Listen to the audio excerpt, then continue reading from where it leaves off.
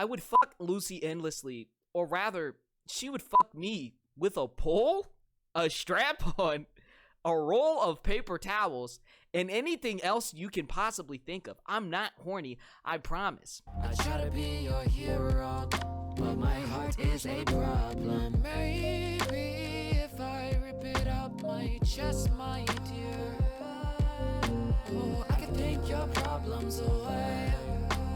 I could wish your problems away.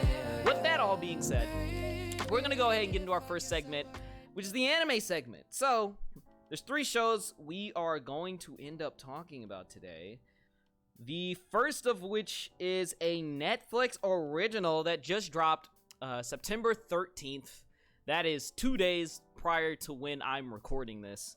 I binged watched this entire show. Pretty good show from a studio I don't like. It's 10 episodes, directed by Hiroyuki Imaishi, Studio Trigger show. It's Cyberpunk Edgerunners.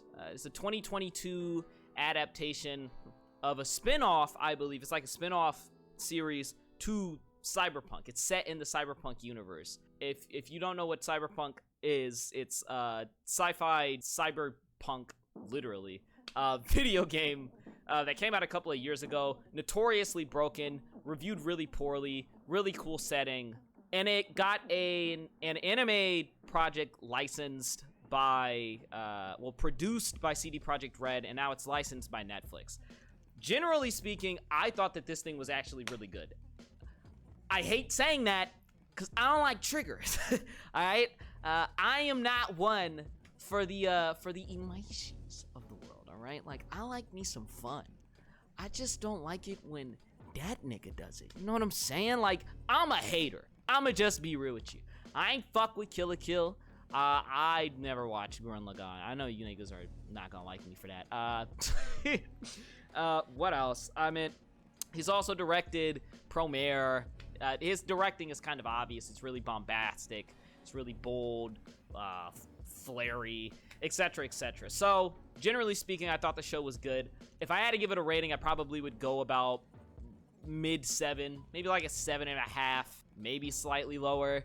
The way we're going to structure this discussion is more so going to be like, I'm going to give you the things that I hated, and then I'm going to give you the things that I hate that I loved.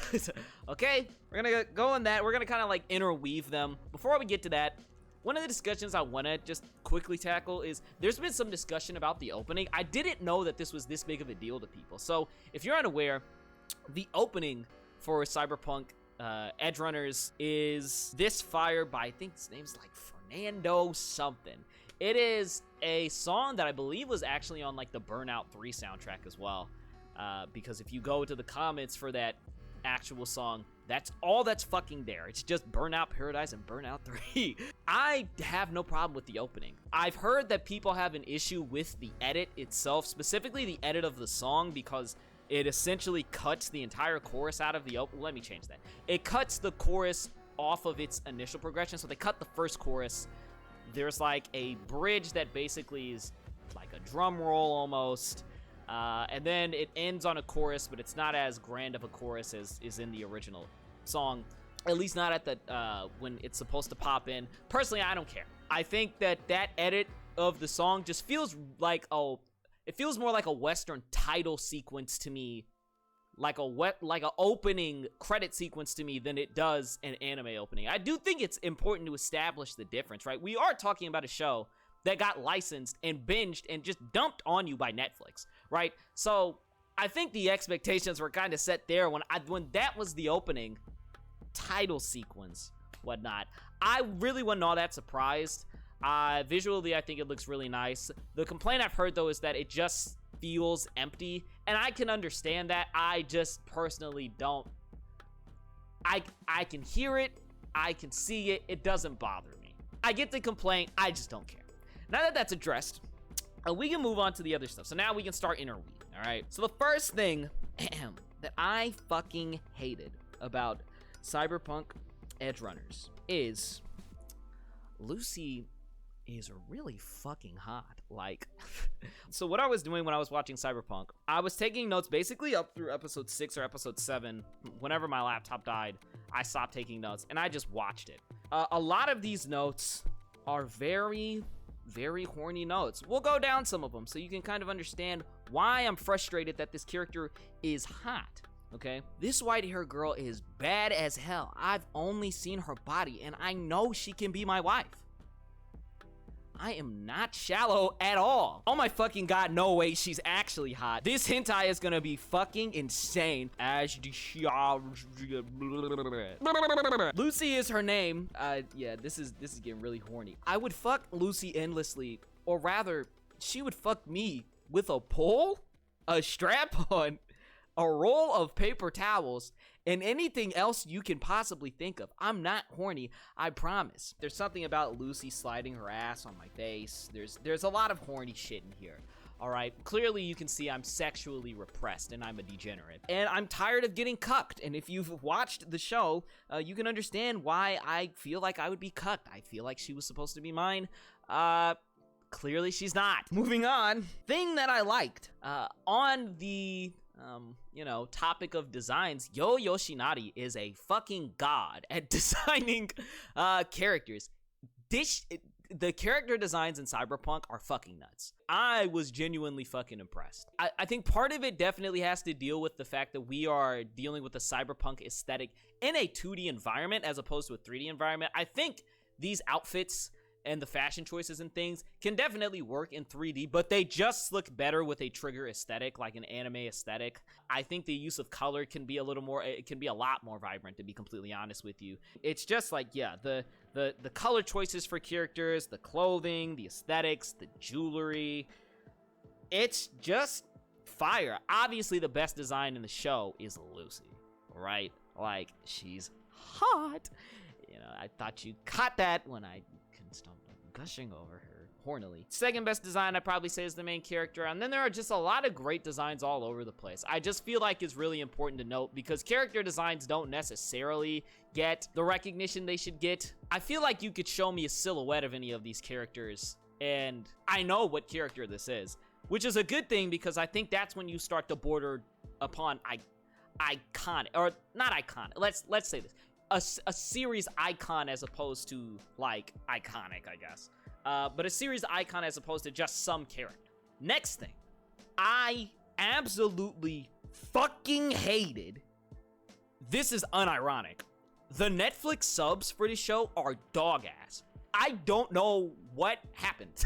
Like, I'm really confused. So I watched the English dubbed on Netflix with subtitles. Primarily because I was like, well, if I get up and I gotta watch from like my kitchen or something, or I'm watching from my couch and maybe the dialogue is like kind of muddy, at least I can figure out what's going on, right? I'm not gonna be completely lost. Absolutely not, didn't fucking help. I was more accurate than the subtitles were. The two that I wrote down that I thought were pretty funny is there's this organization that's called Arasaka. In the subtitles, at one point they say Arasake is still short one executive. There's no more running for me, Doug, which is supposed to be no more running for me, dog.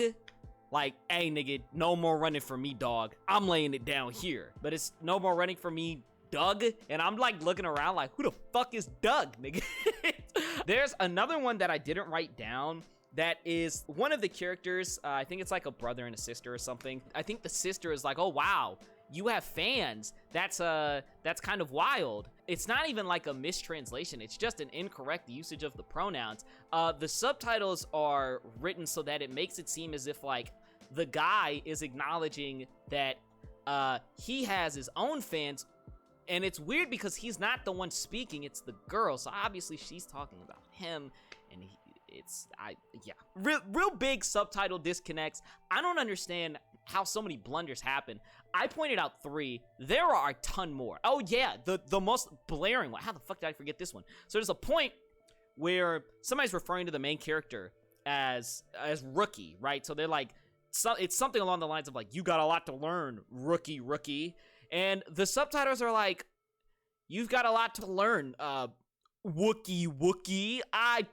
I was confused. At first I was like, maybe that's something in the game, and then I'm like, my ears just heard rookie. So no, it's not. I don't know what happened. I don't know how blunders like this happen.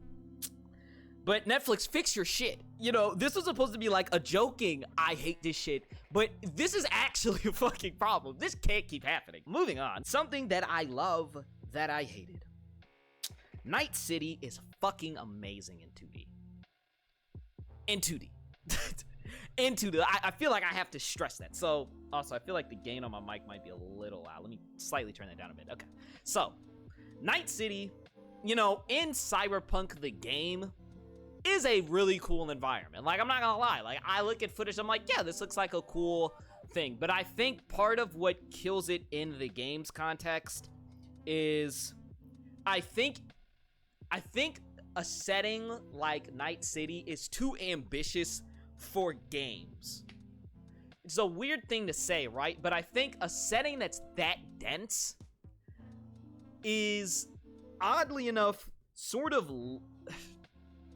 You almost limit it. You limit the exploration and the things that the ways that the audience can engage in that setting by giving them a chance to engage with it with a controller. There are technical limitations to games. There's limitations to how you can visually represent it because they were aiming for a 3D art style, like 3D graphics and whatnot. And I think it just really sells the setting short. I just don't think there's any way to fully utilize it, as opposed to the anime, which does not really suffer from this issue, right? Because you can do a lot more to represent a setting in 2D animation.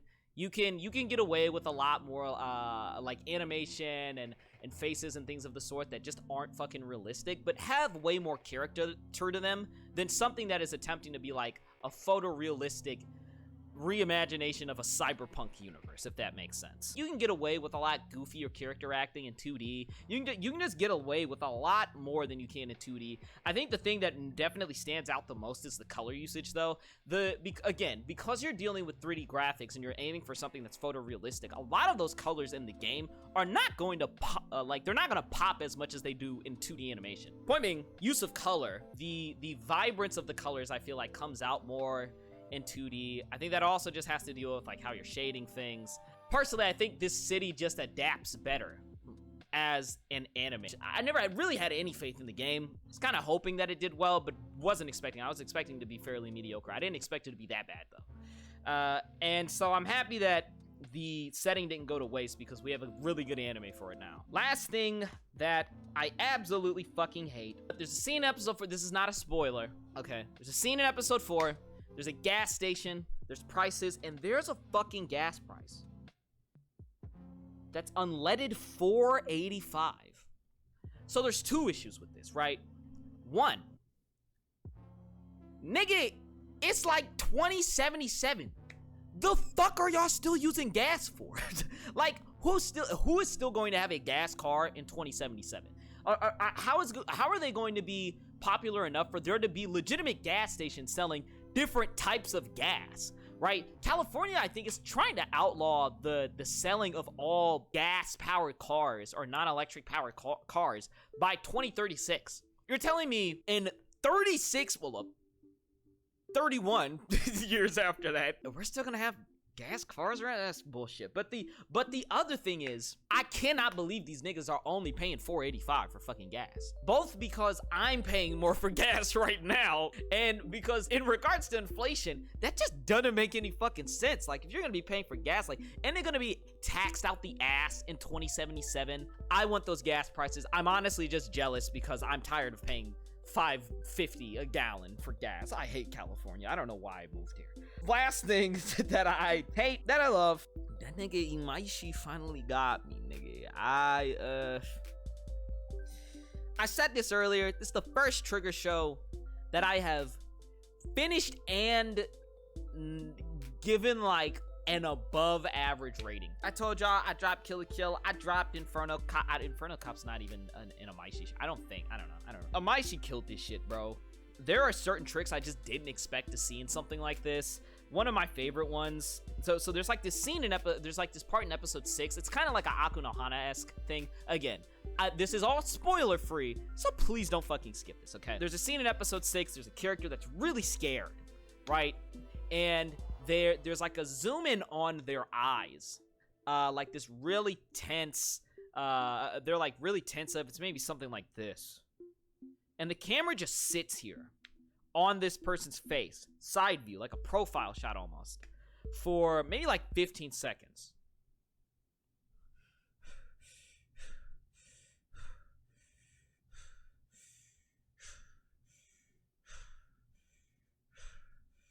Fuck me real good, Lucy. It's basically like that, right? It's Aku no Hana-esque because, or maybe Mushishi as well. It's the same director, right? It's how long they stay on the shot before they interrupt it, and they're just like, you're actually scared as shit, aren't you? And they kick you out of the shot. I think holding shots like that, awkwardly making the audience confused, it's just something I like to see.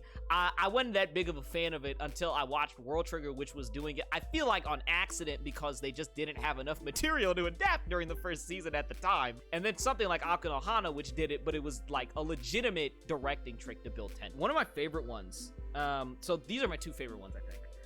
The first one is intense moments, and this doesn't happen a lot of times during the show, right? But there are times where there's like a tense scene or something, like a do or die split decision the guy's gotta make, main character's gotta make. And there's like this blue text that like writes itself on screen. And it's like, it's weird because it's really immersion breaking, but in a good way. I don't think breaking immersion is necessarily a bad thing.